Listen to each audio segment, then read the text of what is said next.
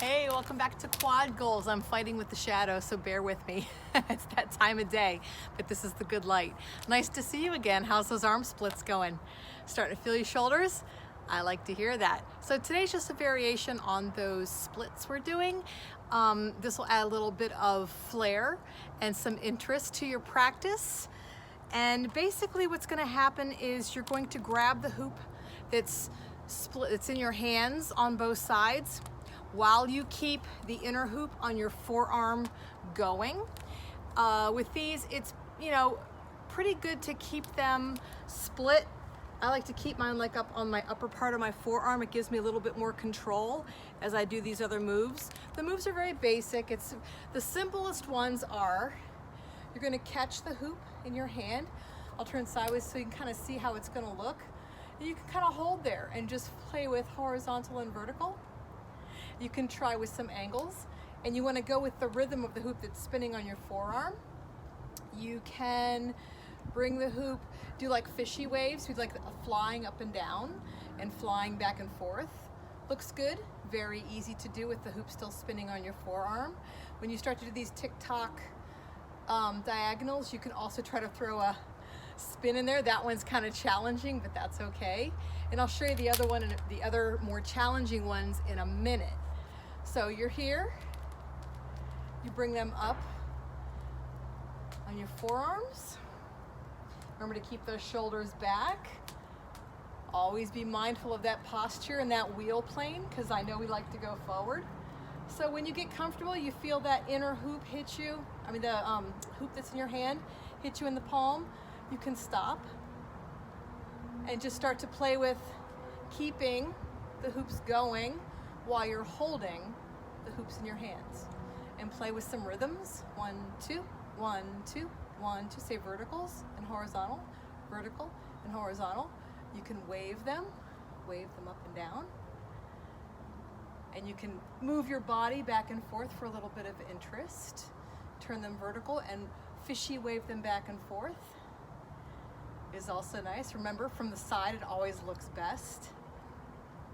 Another tip with this is if you're starting to lose control of your hoops in your four hoop split on your arms, that's when it's nice to kind of go into these, because that'll help you regain the control before you start again. And it still looks good, like you're doing a bunch of tricks, and adds some interest. So forward, back, down, up. You can split time where the left one is up and the right one is down. I'll show you them from the front too, so you get an idea. You can tick-tock them over and back. You can do that isolation float where you come forward and bring it back. Ooh, there went my left one. Bring it forward and back. Pretty much anything you're used to doing in the front, any of these fun little moves that you kind of add little interest to, you can also do to the side, but your muscles are going to move different, so pay attention to that. So from the front, so you can kind of see where they're coming up on my arms when they stop clinking. Grab, get comfortable here, down, up, fly, opposites, verticals, forward and back, flipping forward and back, forward and back. Nice. The twisties. Ah, those are hard. Okay, so if you want to move up a level and you want to try butterfly, well, actually there's one more you could try. It's not too hard, but it'll help you work on your planes. If you grab, it's these isolation moves. It's that kind of like a figure 8 isolation. The hoop, your inner hoops will have to come up pretty high on your forearms, which is good training for butterfly. So you isolate, down and up. You go down, flip, isolate, flip, isolate, flip, isolate, flip. And see, keeping them far apart is definitely key. But that's definitely good training, so you have enough space to do butterflies. So butterfly, definitely separate those hoops. And the hoops in your hands, I tend to try to move them out to my fingertips to give them as much space as possible. When you're ready to flip them into the opposite directions, there you go. Takes practice, I know. And they'll still kind of if they start to get away from you, that's a good time to grab them. Do some of these as you move the hoops back up to your upper forearms, give you some more space, and then you can try butterfly again.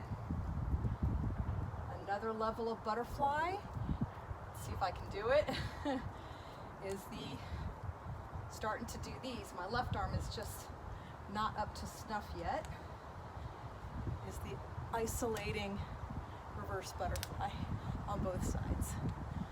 That one is quite the challenge. Whoo, I feel that. And the other one, and this is a little different because they're going to be closer together when you do iso flower in the same direction. You're not going to, at least I don't separate them when I do this.